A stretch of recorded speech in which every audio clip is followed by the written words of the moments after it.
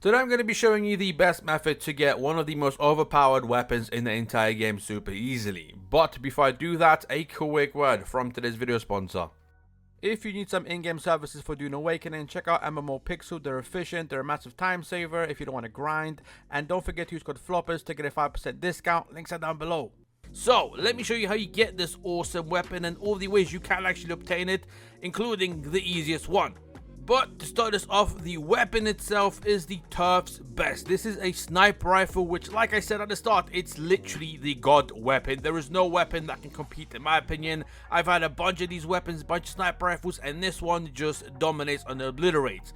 There are actually 2 or 3 ways of getting it. One is through a quest line, and one is actually through the chest. Now, if you want to go through the longer route and actually get it through a quest, you get the weapon as a reward after delivering your findings to Zaina during the Mentat contracts, and specifically it's called the Untwisted Questions. You can complete the missions and the quests for that and the contracts, and you get the sniper as a reward. Or the easier way, which for me seems to be the better way of getting this weapon, is actually getting it from a chest.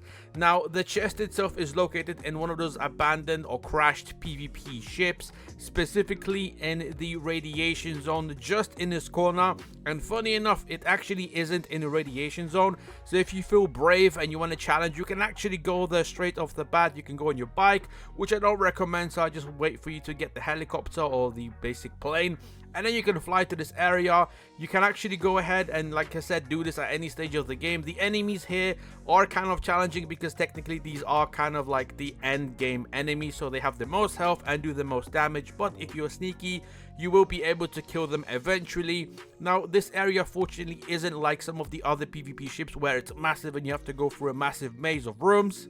This one, in fact, is really short. So you basically go in there, kill the guards outside, make your way into the ship, and just like that, this is basically the only area in the ship.